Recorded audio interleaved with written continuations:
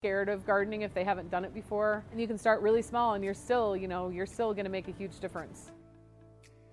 Thanks again for tuning in today. This has been a really great intro about how we've incorporated the natural environment into the built environment of Denver. I know that these days I've been really appreciative of the parks and outdoor spaces that we have, and I hope that you've been able to too. You can help grow and maintain our urban tree canopy with us by signing up for a free tree at beasmartash.org or reaching out to us at forestry@denvergov.org. We're happy to answer any questions that you may have through that email or in the comments below. Thanks again for tuning in and learning with us, and we hope that this helps you to enjoy the water, trees, and life that you find in Denver.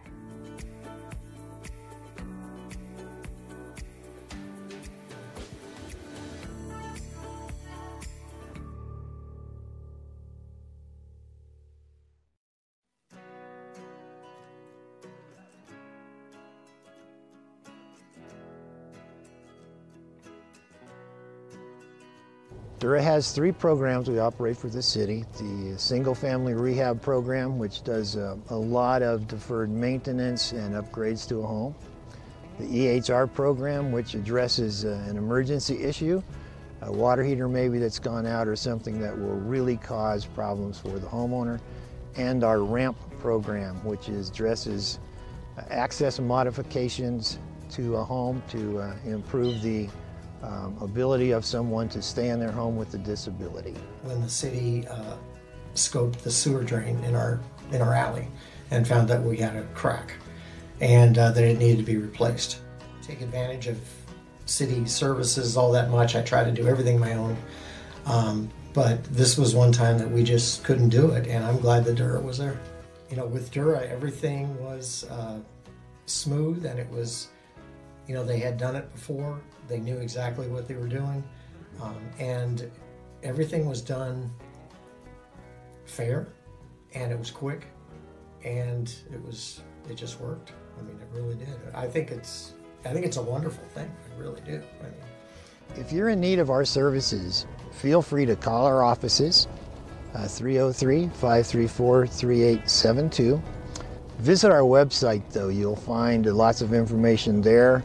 If you need help in any way, though, contact our office. We can take you through the application process step by step and explain every step as we take it going forward throughout the program.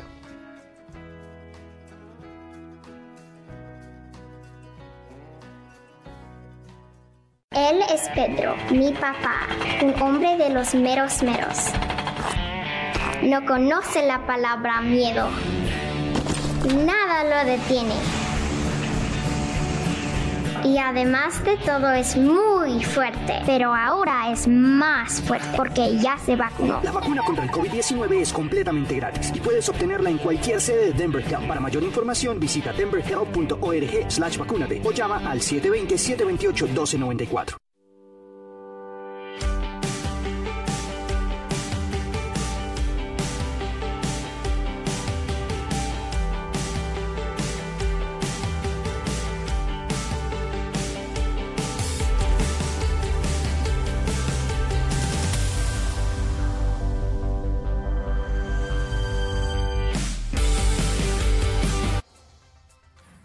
Welcome to the Safety, Housing, Education, and Homelessness Committee of Denver City Council.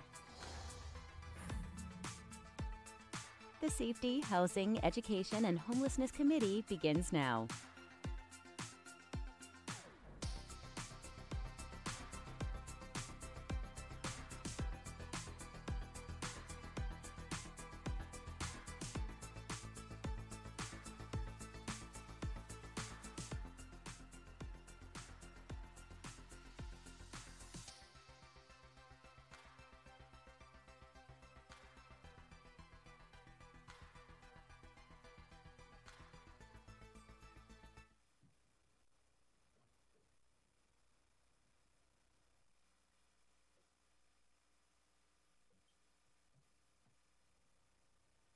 Good morning. I want to welcome you to the Safety, Housing, Education, and Homelessness Committee of the Denver City Council. I'm your chair, Robin Kniech. I'm an at-large member of the City Council. And we have one member joining us virtually online. Please introduce yourself, Councilwoman Black. Good morning, Kendra Black, District 4. And members in the chamber, please. Thank you, Madam Chair. Kevin Flynn, Southwest Denver's District 2. Jamie Torres, District 3. Amanda Sandoval, District 1. Good morning, Amanda Sawyer, District 5. Thank you so much. We have several items for action this morning. The first is going to be presented by our Department of Safety, Greg Morrow, and it's a contract amendment. And so please go ahead and introduce yourself. It's item 214, an amended contract with Core Civic to provide re-entry services. And please go ahead and introduce anyone else you need to and present for us. Thank you. Good morning, members of council. I'm Greg Morrow, the Director of Community Corrections for the Department of Safety. I do have quite a few colleagues in the audience today, certainly team support from the Department of Safety, Deputy Director Wachter, as well as members of the Denver Sheriff's Department, because part of my briefing will touch upon impacts that community corrections is having on Sheriff's Department operations. So as the chair mentioned, I'm here today to provide a general update and briefing on the capacity in community corrections, as well as bring forward an action item. The action item is a request to amend a contract with Core Civic to continue to operate the Dahlia Street facility for one additional year, which would take us through June of 2024, adding $2.5 million to the contract total, bringing the total contract to $7.5 million. I doubt that anybody needs the background, but if you'll bear with me, I just want to remind folks that in 2019, City Council took action that required a transition away from for-profit private prison operations as community corrections providers. Since that time, the Department of Safety has commenced on a thoughtful and strategic transition strategy. You can see from the slide that we've ended the relationship with the GEO Group. We closed both of their programs in 2019. The city was able to purchase one of those sites, Thule Hall, which I'll talk about more in a few minutes. We've also been able to separate from 3 of the Core Civic properties, the first being Columbine in June of 2020, Ulster in April of 21, and the most recent closure was the Fox facility in late 2021. This slide represents the progress made to date. And what I want to share here is that while we're not 100% of the way there, we're really close. We've reduced by 77% the number of beds operated by those service providers, going from 517 in 2019 to just up to 120 today. We've closed 5 of the 6 programs, which represents 84% reduction in the facilities those providers operated. Some of you might recall that the Department of Safety enlisted the help of a community corrections advisory group following that decision. That group was chaired by myself and community member Hassan Latif, who operates the Second Chance Center. There were 2 council members on that, as well as a variety of stakeholders. And I wanted to highlight recommendation 3 from that work. The first part of that was that the city should explore opportunities to identify additional service providers as we rebuilt our capacity. So now I want to shift a little bit with a quick update of what we've accomplished in addition to the closures of GEO and Core Civic programs. I'm excited to announce that the city purchased Thule Hall. We were able to reopen that in August of this year. It is a 55 to 60 bed program for individuals who identify as female. We are currently operating near capacity. It was the result of a competitive selection process. We did both a request for information and 2 subsequent requests for proposals. We ultimately landed on a model that's innovative. And what I mean by that is we have both a city staff presence, so employees of the Department of Safety Community Corrections Office, in conjunction with our community nonprofit partner, the Empowerment Program, are operating that program. And while it's premature to talk about outcomes because we're just a few months into the operation, I can tell you that the participant experience continues to receive rave reviews. I included a quote from a participant that was published in the Denverite. It's consistent with some other media coverage we've received in the Post. that really talks about there's a different feel and the experience in the program is positive. This particular resident talked about the program really is facilitating her desire to change. So again, I'm not going to read it to you, you can see it for yourself, but I think that's the most meaningful way to describe that accomplishment. I'd also like to acknowledge that we've opened a men's program. The Impact Center opened in just earlier this year in January of 23. You might recall us talking about Embark. Embark was a 90-day intervention used to provide cognitive behavioral interventions for folks. It was on the tail end of a 5-year pilot when the contracts were canceled with the GEO group. So the city stepped in and took over that pilot and brought it through its duration in June of 22.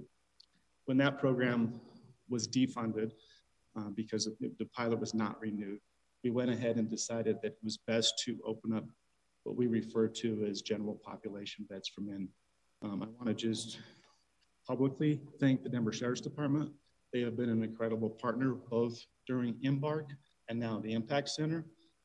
Sheriff Diggins actually turned over the operation of one of the buildings on the northeast side of the campus of the county jail, Building 19, to allow us to open the Impact Center.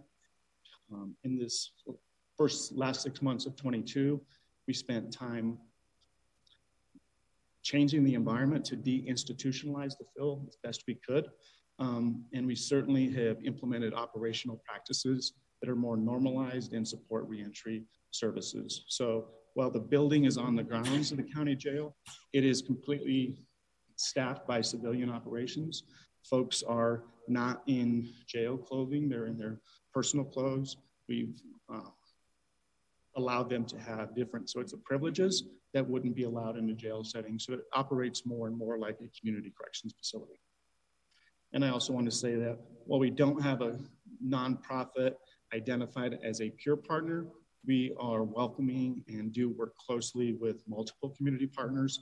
Second Chance Center comes in regularly, so does the Dream Center and Lifeline.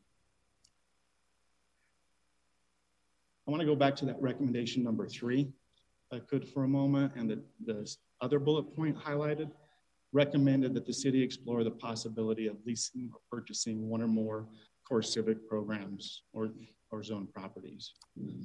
And I know that Lisa Lumley, the Director of Real Estate, is here.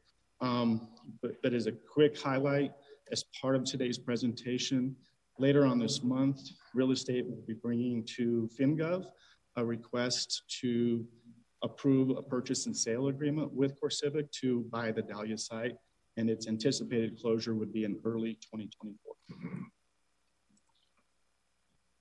Now I want to shift to sort of the capacity challenge that we face. What you're looking at now is the step down process that we've undertaken since 2019.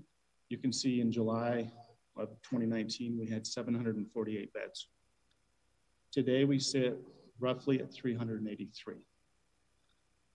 If CoreCivic Dahlia closes in June of 23, we will be down to 263 beds, which represents a 65% reduction in our capacity. In addition to the closures of the GEO and CoreCivic that were planned, we've lost 2 additional programs over the past 4 years. One was a dual diagnosis program operated by Independence House that couldn't sustain operations through the pandemic. Most recently, we've lost the ability to place women at the Haven. The financial operating costs at the Haven are too excessive to balance what the state reimbursement rates are. So they've elected to move to a different model and just treat individuals with substance misuse who are Medicaid eligible or who have other funding sources. So we have lost those beds as well. That loss of capacity has significant impacts on people, and it has significant impacts on our system. Today, there are roughly almost 300 individuals that are incarcerated that have been approved for community corrections placement and are just waiting for a bed. 160 individuals are in the Department of Corrections, again, who are eligible, who have declared Denver as a release destination, who want to come to Denver for reentry services, who have been approved by our Community Corrections Board and are waiting in a prison bed. They've been waiting there some as long as 12 months. Our direct sentence population, those individuals that are referred by the courts, most of them remain in the jail until a bed's available. Again, this is another impact on the Denver Sheriff's Department, as they are working with folks, roughly 132 today, that are waiting for a Concord bed, some of them over 6 months. So when we talk about that capacity and the challenge if Dahlia were to close until we can operate a different program, this list is only going to grow. Also on this slide, you'll see the impacts to the BIPOC population. Over 60% of individuals awaiting a bed in the jail system are persons of color. So in summary, the request to extend the contract one more year allows us to prevent destabilization of our system. It provides opportunities for folks who want to be in community corrections and who have been approved. If it doesn't get approved, we're going to see increased wait times. We're going to see a loss of in-county services in a variety of ways, including that Dahlia is the only facility right now in our repertoire that will work with individuals who have been convicted of a sex offense. So we continue to lose specialized services as well if this program comes offline. Thank you, Greg. Appreciate your presentation. We have one council member in the queue so far, Councilman Flynn. Thank you, Madam Chair. Greg, a couple questions on slide, let me go back to it, 10, I believe, that shows the bed capacity and the reduction since our vote in 2019. We've gone down from around 748 beds to, after the closure of Core Civic later in the year, or at some point over the next year and a half, we would be down to, it looks like about 255 or so. But our target capacity is 550. What determines our target capacity? Because previously we were housing well over 550. So why is 550 the new target and not higher? Councilman Flynn's a great question. During this transition, there have been other reentry opportunities that have been developed or expanded within the Department of Corrections. So while the 550 is not a guarantee that'll be enough, that's a goal we have. Given our wait lists and the timeframes people are waiting, we believe that will reduce them to a more manageable level. There's always a need for some level of wait list just to keep flow in the system, but folks shouldn't be waiting 6, 9, 12 months. Right. Folks might wait 1 to 3 months. Right, on slide 11, the wait list is 294 as of February. Mm-hmm. And if you take that 294 on the wait list, and we currently have less than, it looks like 400, maybe 420 beds, that's a problem, isn't it? Yeah, again, great point, Councilman.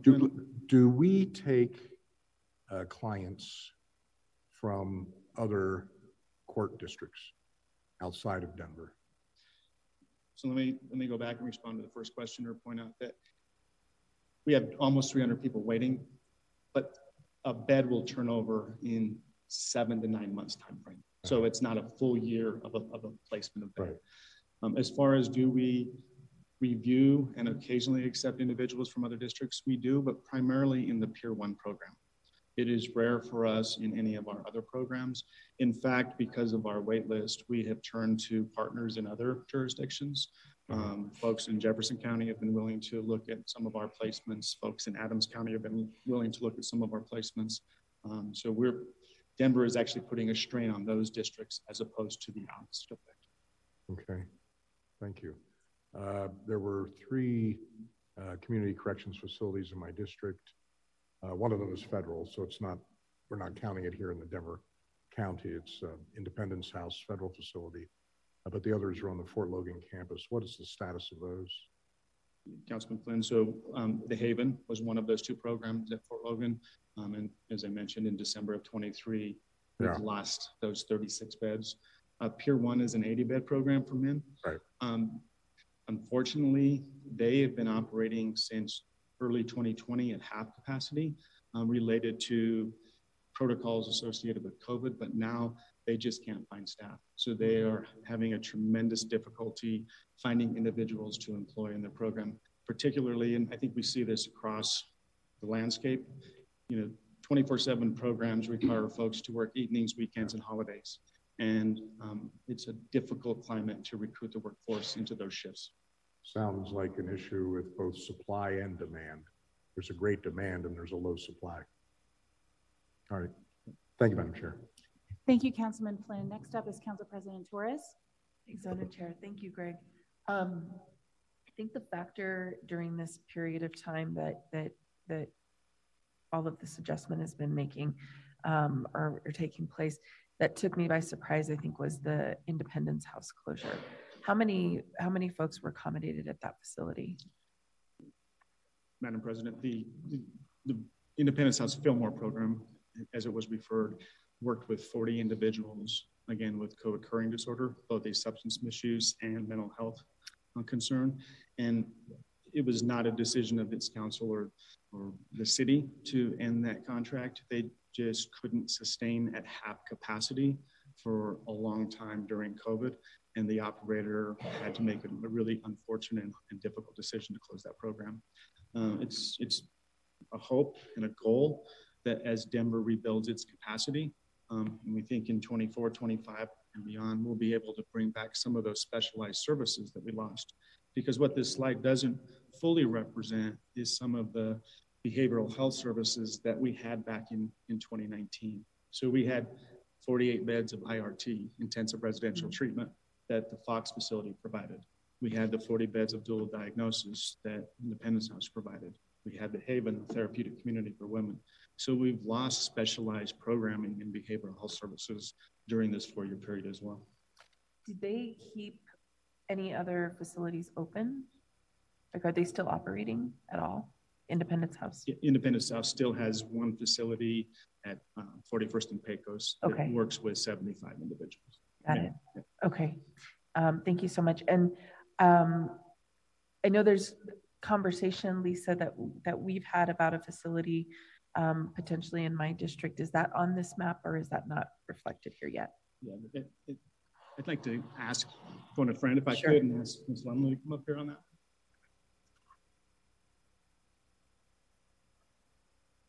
Good morning, Lisa Lumley, Director of Real Estate. Councilwoman, I'm working on a couple other options besides the Dahlia location. So that is a maybe for the one in Europe, but I'm actually looking at something that would not be in your district as well. Okay, and so those other options are not, because they're not firm, they're not reflected here. Correct. Okay, correct. As soon as we know more, I make more progress, then we definitely will come back again. Okay, thank you, Lisa. All right, thank you, Madam Chair.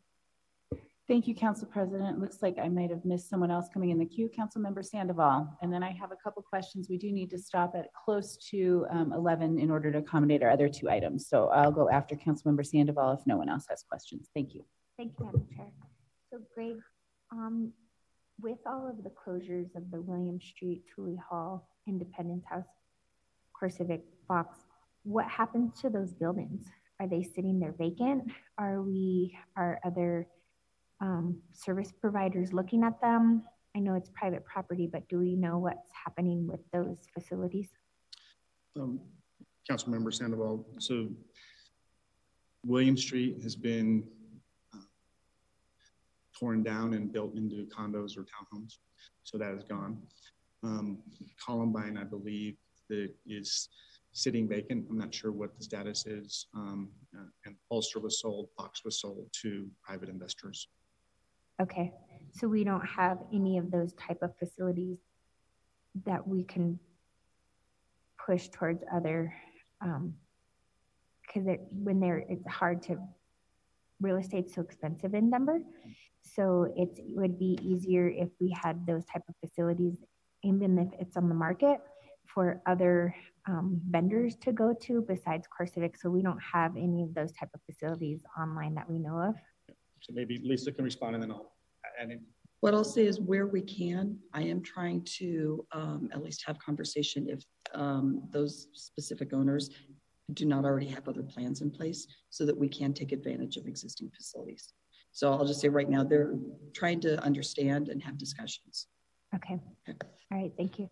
Thank you for the presentation. Thank you, Madam Chair. Thank you very much. I really appreciate my colleague asking that question. I think it's really important. We were led to believe previously that we would have the opportunity to purchase a facility, and then that did not occur. And so I'm encouraged to hear that we're in discussions. I'm concerned about the timing of renewal with the other transaction not yet before us. So I guess I'm asking for any reassurance that we will be continuing this and then potentially being able to purchase that building. So I guess I'm asking, I don't know if there's anyone, here who can provide me more reassurance that we will not be in the same boat we were in the last time.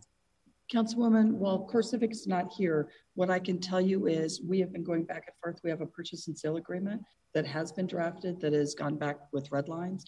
I have a call with our attorney today to review some of the red lines they just sent. They have committed to actually doing improvements related to ADA for the restrooms, and they went out and got the estimates for that project so that they would know how to incorporate that within our purchase and sale agreement. So I would tell you today that as far as I'm concerned, this is a deal I intend to bring forward. We're planning on the 21st for FinGov, and I don't see at this point any reason why we would not be there. Okay, gotcha. Thank you very much. I think the other question I had, I know that my colleague asked the question about the closure of, two other facilities, the Haven and Independence House, neither of which were decisions by this council. We've talked about staff shortages. One of the other factors that occurred during this time is there was a reduction in demand due to COVID, and there was a slowdown in sentencing, a slowdown in transfers. Obviously that changed some of the demand for these beds for a period of time.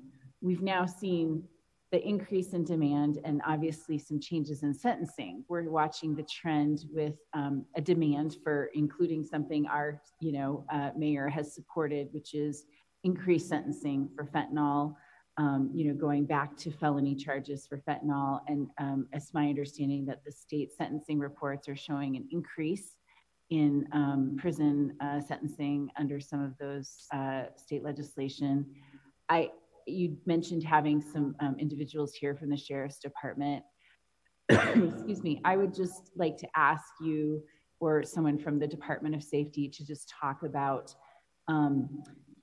what we are seeing in terms of the trends, in terms of the cost of sentencing trends, increasing jail population trends, and the cost of having individuals served in our jail. We have a number of individuals right now running on platforms of increasing arrests of individuals, that's their answer to crime in Denver. There's a cost to that versus, serving individuals in community corrections. So I'd just like us to have a sense of what the urgency is around this particular intervention of community correction beds, because obviously there's a bigger context you wanted us to understand, and I just wanted us to fill out the rest of that context before we vote on this contract.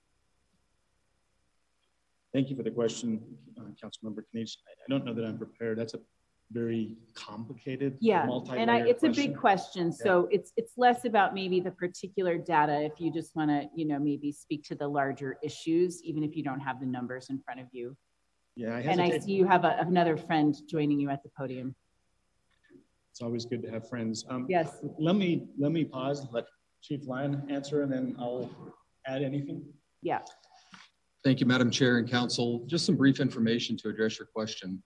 The jail population combined between the downtown detention center and the county jail is up over 1,700 again. It has been for some time now, and we're approaching the pre-COVID numbers. In fact, we're really close to what we were at pre-COVID.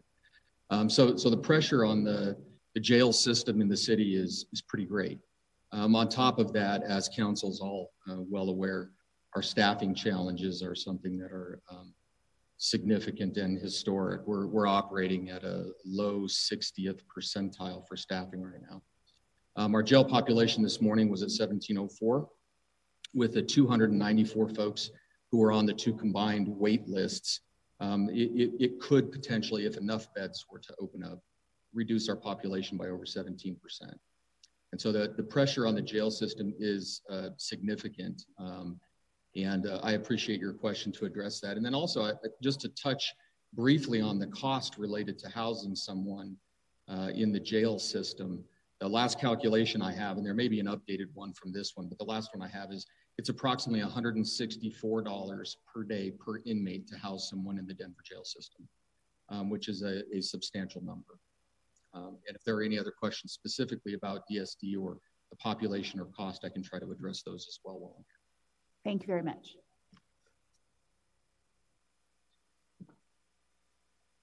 As far as your question, Councilmember Kinich, of changes in sentencing or the impacts on the prison population related to any recent legislative changes, I think that's okay. Appropriate to comment on that. I think it's fair to ask. I think it's fair to say that the prison population is beginning to increase.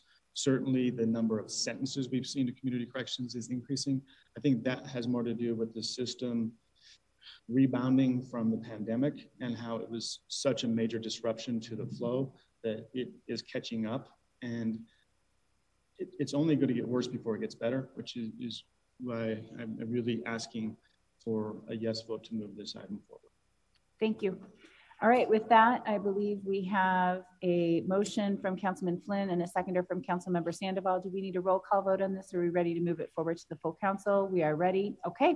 With that, it moves forward and we move on to our next presentation, which is the Denver Department of Public Health and Environment with a grant for public health infrastructure and workforce. This is an action item, ordinance number 23-209. So we'll change presentations. Do you need any help or do you have your presentation ready to go? I believe it should be coming up, I thought.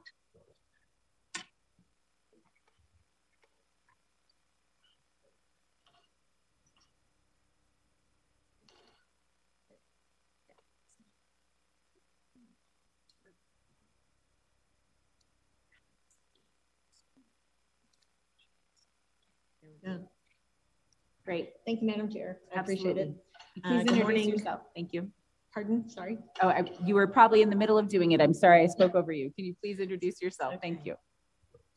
Hi, good morning, council members. I'm Monday Mason with the Denver Department of Public Health and Environment, and I'm here today to share a little bit about a new grant award we have received at DDPHE. We are calling it Phoenix Public Health Organizational Equity, Engagement, and Excellence. And this is a CDC Centers for Disease Control and Prevention grant. It's part of a national initiative of the CDC to strengthen U.S. public health infrastructure, workforce, and data systems. Over the next 5 years, we'll receive over $8.5 million. We were awarded this grant in December, and it will be through end of November 2027. The areas of focus by the CDC are threefold. It's focused on workforce, foundational capabilities, and data and analytical capabilities.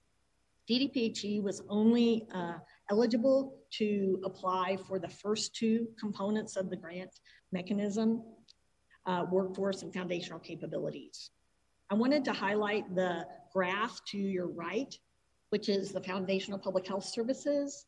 And this illustrates the foundational capabilities or essential services at base that any public health agency in the country should have. I want to dive a little bit deeper into what we proposed in the grant. Specifically, our primary goal is to increase and diversify the public health workforce in Denver. We plan to do that through some innovative job opportunities and recruitment strategies, providing cross-training opportunities and resources and tools, along with creating a more nimble public health workforce by assigning folks to programs, but also cross-training them so they have a better understanding of emergency response and preparedness. Additionally, we expect to create career pathways for these new employees. And of course, we'll be evaluating all steps along the way. Some of our specific workforce strategies or objectives include creating paid student opportunities. We'll be working closely with our academic partners to do this, both at DPS level, but also collegiate levels. We plan to expand our Public Health AmeriCorps and Community Health Worker Apprenticeship Program. We've already onboarded 3 new AmeriCorps members this year. We'll be working or continuing to work with DIDO and the workforce centers throughout that effort. And we've also created a new classification called Environmental Public Health Technicians. And we are hoping to create new opportunities for people who might be new to public health. So early career professionals that we can hopefully recruit from the communities around Denver, and to ensure that we are most responsive as possible to community health issues in priority communities. We also will be developing and implementing training plans for these new staff members, but as well as our current staff members. And as I've already mentioned, we'll be creating career pathways along the way. In the component B, foundational capabilities area, our focus for foundational capabilities and building our organizational competencies are threefold. It's focused on equity, community engagement, and emergency preparedness and response. All of this in order to improve health outcomes. So again, we'll be training staff, new and existing staff, continuing our training as it relates to health equity, racial and social justice, but also providing those cross-training opportunities in emergency response to create ways or mechanisms by which people can focus on their day-to-day programs, but then pivot when emergencies arise. We also know that we can't do this alone, so we'll be working in partnership with community members, community-based organizations, city agencies, of course, and across divisions, and strengthening those as well. This is a little bit repetitive, but essentially we'll be developing systems, processes, procedures, policies to continue to strengthen those partnerships and engage community members. And one way we're doing that is to sustain a lot of the work that we have been doing and building during our CDC COVID Health Disparities Grant. Over the last 2 years, we are working closely with the Health Equity Community Advisory Group. We expect to sustain the working with those community members to not only inform what we need to be doing as it relates to COVID in key communities around the metro area, but we also will be engaging them in our community health assessment and community health improvement planning processes, which is a state mandate. We also have included some contractors and consultants within our grant. We will be partnering, as usual, with Public Health Institute at Denver Health, our public health partners.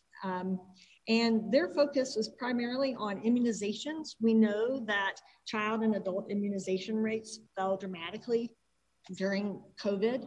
And so in their attempt to increase those rates, we will all be partnering together to work with community-based partner organizations, as well as local school-based health centers to increase these immunization rates.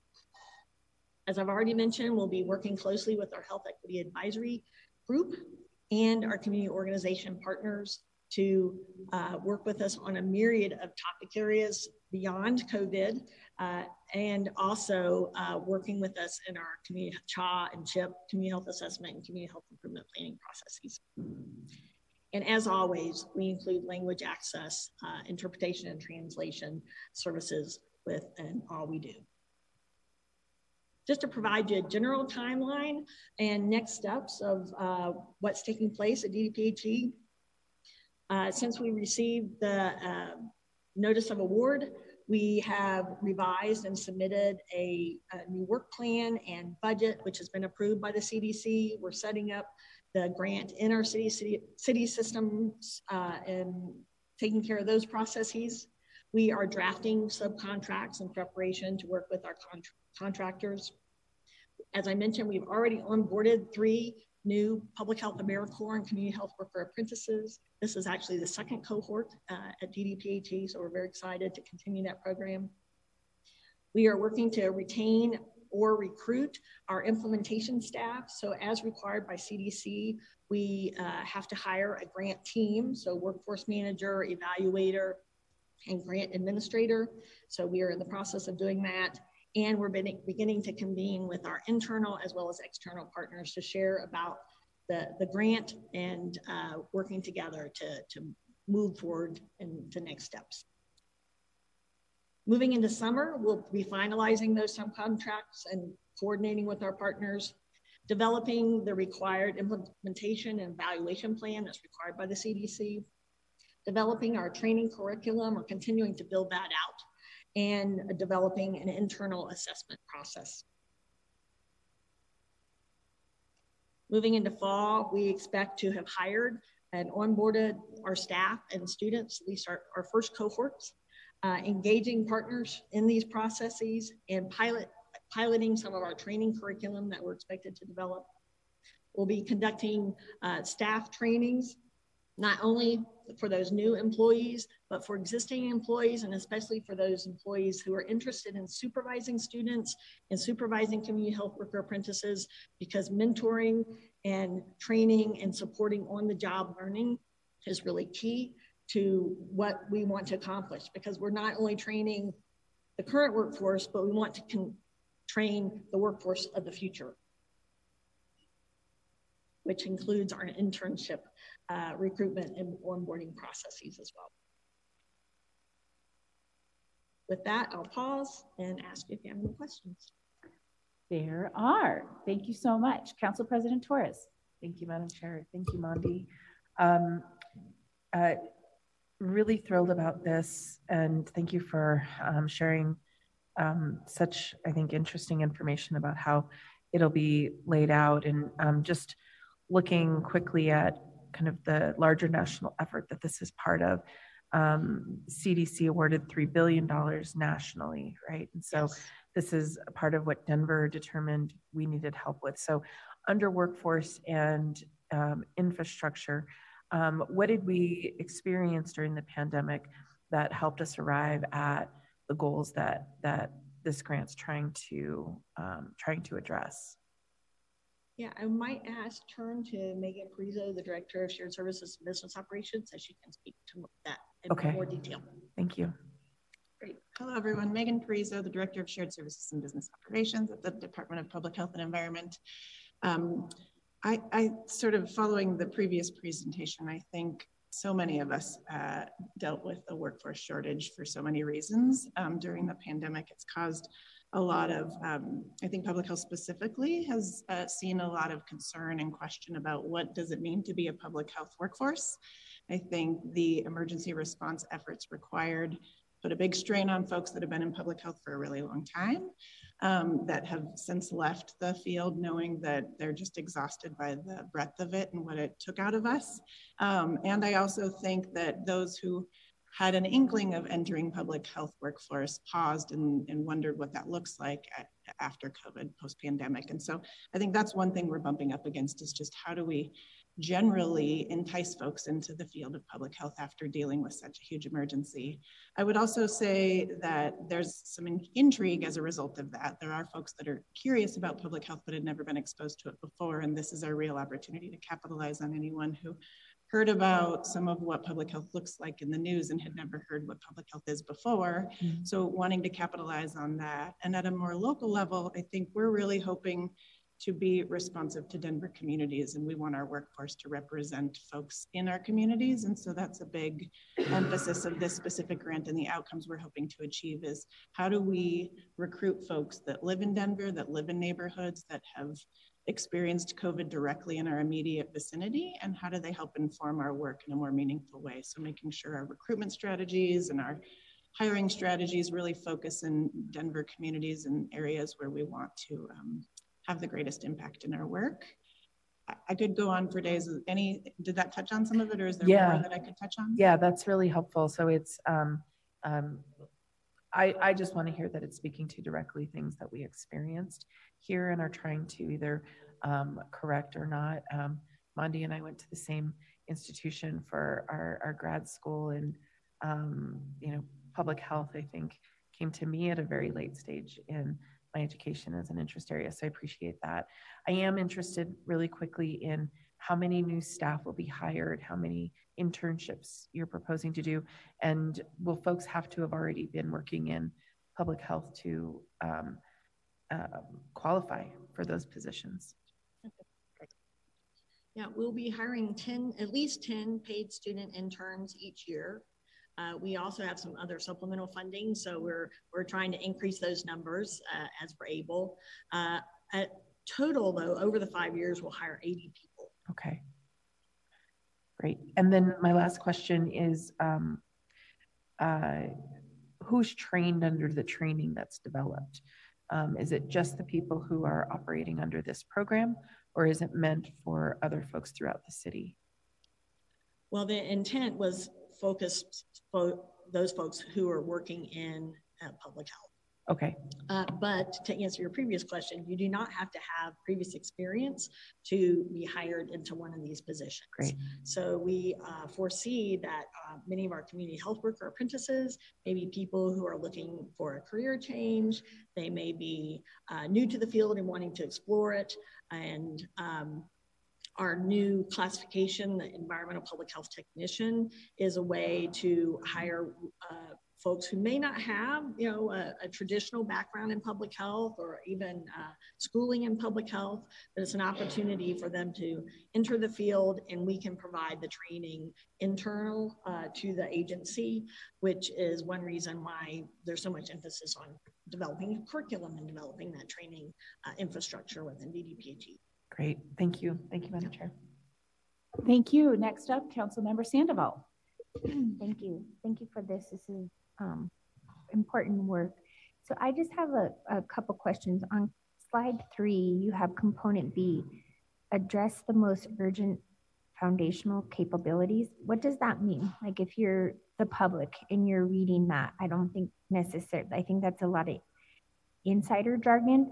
And a lot of times our public does not, the feedback I get from my constituents is we use insider jargon in committee and people don't understand what it means. And so can you break down component B so that anyone who's watching actually has an understanding of what that means?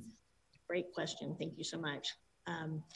Yes, in public health and many fields, we use a lot of jargon and acronyms, which is why we included the graphic here to look some of the foundational public health services are related to communicable disease control, like COVID or the flu, or sexually transmitted infections, et cetera.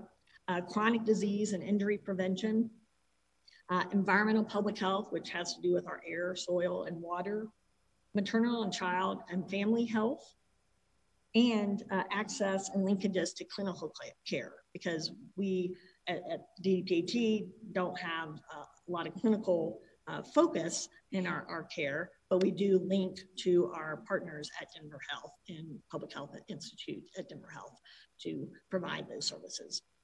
And who are some of your community partnerships? Can you talk about some of the community partners that you would be working with, that you have or that you plan to? Sure. We expect that it'll probably be a competitive process. However, we do already work with so many community partners, and I can share the names of some of those. Lifespan Local, Colorado Black Health Collaborative, Inner City Health, Diversified, 9 Health 365, trying to think of others, Metro Caring. So we throughout our COVID work and many of our programs in DDPHE, we're constantly striving to work in close partnership with partners at the organizational level and community members because as I mentioned previously, local public health departments cannot do it alone. And so really those connections, community are critical to what we do. Awesome, thank you. So one other question, recruit and hire new staff. In my experience, one of the things that I love is land use, and you don't see a lot of people of color interested in that field. And reflective representation is really important, especially in this work. So how do you peel back the layer of an onion and actually get to the people who you want to as reflective representation in these positions, so then they're a trusted person in their community, helping get people the services that you're providing through this grant? Thank you so much for that question. At base, that's what this grant is all about, which is one reason we want to work closely with our community organizational partners and local schools, DPS, and colleges, because we are really thinking critically and about how to recruit talented people from the neighborhoods in Denver. And so our expectation and our hope is really working closely with our community advisory group, as well as community partner organizations, to help inform, help recruit, help identify people who might be interested in doing an internship, who might be interested in public health but don't know a lot about it, but maybe they'd be willing to try out a community health worker apprenticeship program for a year of on-the-job paid learning and additional training. They'll come out on the other end of that as a certified professional who is recognized in the field of public health. Also why we have created this new classification of environmental public health technicians that don't require an undergrad or graduate degree in public health in order to be considered for those positions. So we're thinking hard about that. Thank you. I think that's important. A lot of those barriers exist, especially having a degree, and maybe you don't know exactly what you want your degree to be. I have a 21-year-old and I keep pressing her, what's she going to do with her major? And she's like, I don't know, Mom, I don't. And I'm like, well, you have to do an internship. That's the point of an internship, is to figure out what you want to do with your degree. And so, but it's hard to get into those internships because they're in college and you don't always meet those qualifications to get city jobs, which the minimum requirement is a college degree. And so I'm glad that you're opening a pathway. One thing we all oftentimes talk about high schoolers. I've actually been talking more to junior high schools. So planting that seed a little bit earlier than high school. My son's a senior, and to be honest with you, he's not engaged right now. He's kind of checked out. He wants to move on. He's ready to go on to a different pathway. And so just making sure that we have those community partnerships with those schools, and oftentimes not always our traditional schools, like Emily Griffith is a great opportunity for those as well. So thank you for this work. Thank you, Madam Chair.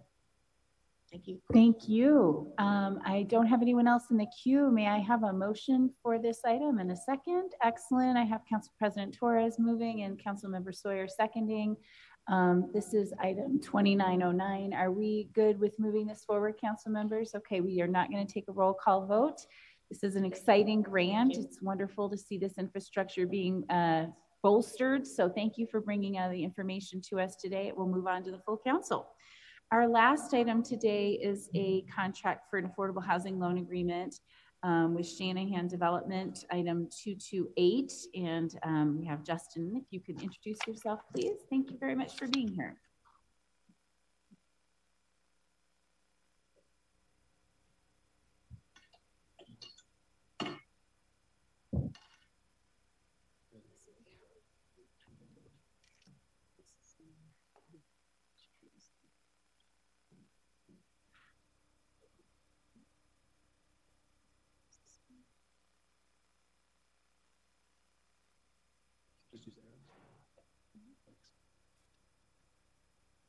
Good morning, council members. My name is Justin Hill, Housing Development Officer with the Department of Housing Stability.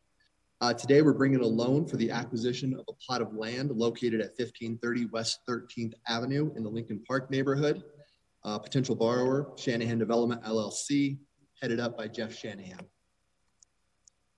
So this land acquisition loan would be used to acquire approximately 1.5 acres located near 13th and Osage. Project is located within half a mile of multiple light rail stations and just south of the River Mile development. This is currently home of a vacant commercial office building, but redevelopment would include demolition of that existing building and be the future home of a 6-story residential development with a minimum of 190 units, 25% of those at 3 or 4 bedrooms. Now, the developer plans to apply for 4% non-competitive plus state low-income housing tax credits in late 2023 or more likely 2024. Construction looks to conclude by 2026, and the building would include 100% electrification, low-flow fixtures, and Energy Star appliances.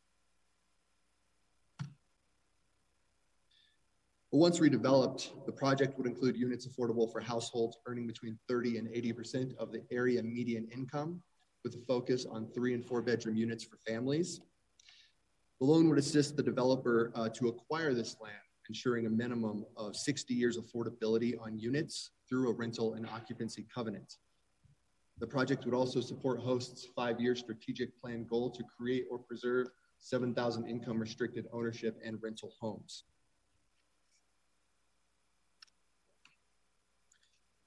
As previously stated, the borrower is Shanahan Development.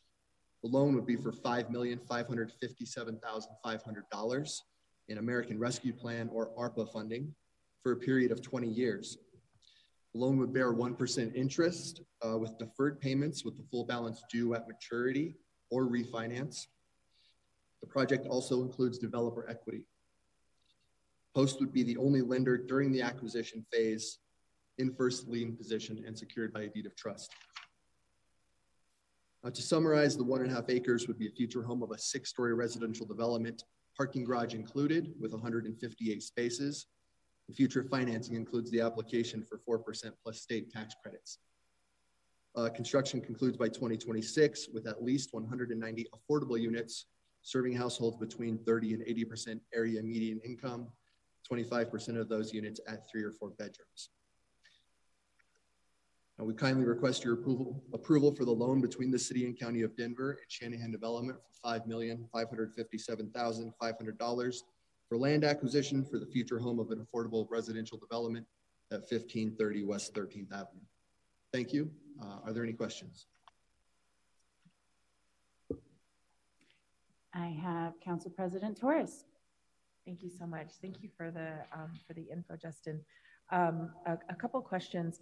So you reference, this isn't included in the deliverables for the River Mile development, right? You mentioned it in one of the first bullet points, but it's unrelated technically to the development. You're just geographically telling us where it's at.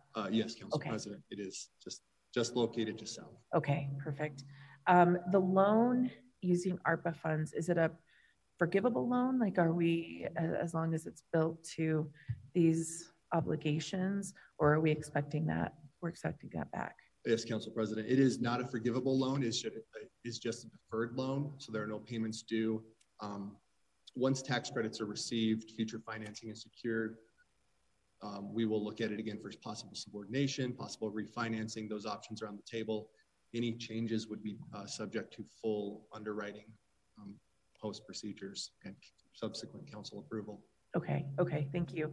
And just thinking about the conversation that you're having with the developer in terms of what they're building, this is literally the tracks away from kind of the residential neighborhood of Lama Lincoln Park.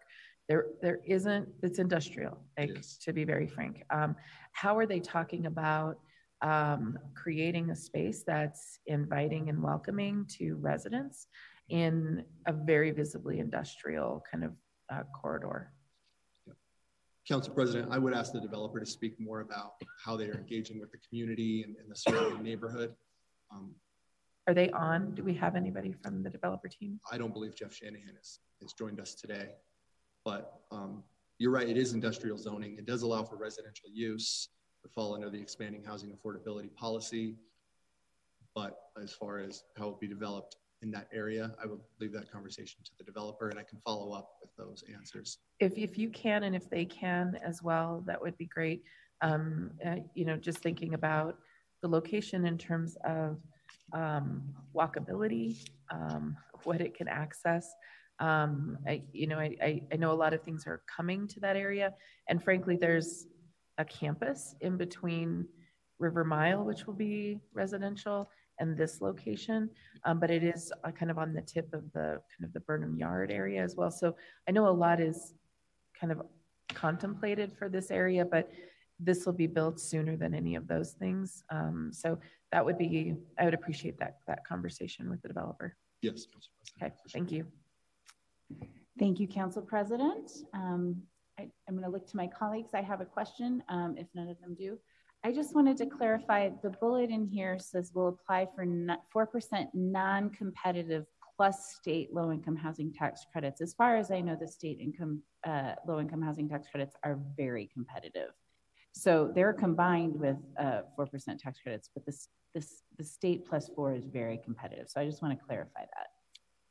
Yes, Madam Chair, it is relatively non-competitive compared to the 9% LIHTC application round, which we just completed in February. So 4%, it is competitive. It has to apply, it has to meet certain criteria, but it will have host support and obviously a high. Yeah, I think I just want to be very clear. There is something called a 4% tax credit that is non-competitive. It does run out from time to time, but it's not a competitive round. But the state plus 4 is a competitive round. We should not be referring to it, I don't think, in these slides as non-competitive. It is a competitive round. Projects compete against each other. They're scored. So I just want to be clarifying that this project is not guaranteed funding. It will need to compete statewide for Colorado Housing Finance Authority funding. Is that correct? Yes, Madam Chair, you are correct. Okay, thank you. So it will, you know, that's relevant in terms of the timeline. So if it is not successful in the first round, is this contract written such that it has the potential to have multiple rounds of attempts? Yes, Madam Chair, it is. The ARPA funding has a distribution deadline of 2026, and we worked out that timeline to hopefully have construction completed by then. So there will be no issues regarding the funding and the loan structure. With deferred payments and a minimum term of 20 years, we feel comfortable with the developer and the application process. Well, I want to back up because those are two different things. So distribution by 2026 would not have construction completed by 2026. So I just want to confirm that there's room for multiple scenarios here. One scenario is they're successful in their first attempt for competitive state tax credits. Mm-hmm. And then they, get those tax credits in late 23 or early 24, and they complete construction by 2026. That's an optimistic scenario. Or a more, conservative scenario is they're not successful in their first attempt. They have to go in. Maybe they don't get awarded till 24 or 25, and then construction is not going to be completed as quickly. Does that scenario still work in terms of the ARPA funding? Yes, Madam Chair, we believe that scenario works. So even if construction is not concluded at the early part of 2026, that doesn't endanger the ARPA funding? No, we do not believe it endangers the ARPA funding. It just delays our timeline. Okay, the ARPA funding doesn't have a deadline for use by 2026. It just needs to be committed. Madam Chair, I would have to confirm with finance. Okay. But the funds would be committed in 2023, so that would not be in question. Okay, I just want to confirm. I have a couple other questions funding with finance, and they have been pending for quite some time with finance and hosts. So I just want to make sure that this is added to that, just to make sure, because it's important where our funds are dependent on other, well, I guess, actually, let me back up. I don't know that they are dependent because our funds are to buy the land, and the land will, is the land transaction going to close? It's actually not contingent on the funding to build the housing. Is that correct? Yes, Madam Chair, the purchase sale agreement final date is March 31st of 2023, when a wire at close would occur for the purchase of the land. So I think that actually makes my question moot, because if the land is purchased, it's not at risk for the tax credit funding. The housing would need to then get the tax credits to be built, but the ARPA funds will already have been deployed, and the land is closed. I just want to clarify then, what is is there a deed restriction, or how are we securing the land for affordability upon the closing of the land? So let's just talk about that. And then obviously there's a contingency here. They have to then get the tax credits approved. So talk to me about how the land is being secured. Yes, Madam Chair, we are going to, well, secure a rental and occupancy covenant for a minimum of 60 years, which is standard. And then we'll also be first lien position, the only lender in the deal, in addition to the developer's equity. And thus we would be the first lien position deed of trust, which will secure the land in the city's name. Okay, gotcha. So if it does take them several rounds of tax credits, that's okay because the ARPA funds have already been used to buy the land. So it's not, the ARPA funds aren't being used to actually build the housing in this case. Correct. Okay, talked myself out of that question. All right, at this point, I do not have any other questions. I do not have any other colleagues in the queue. We have a mover, Councilman Flynn, a seconder, Councilmember Sandoval. Do colleagues need to vote on this item? Okay, none, and I'm just making sure we don't have anybody with any questions online. Does not appear that we do. With that, this item moves forward to the full council. That concludes the business we have before this body. We have several items that are on consent, and this meeting then is adjourned. We have committee next week will be our last item in the substance misuse series. We have some presentations on fentanyl from DDPHE and University of Colorado Anschutz. So we will see colleagues at committee next week. Thank you.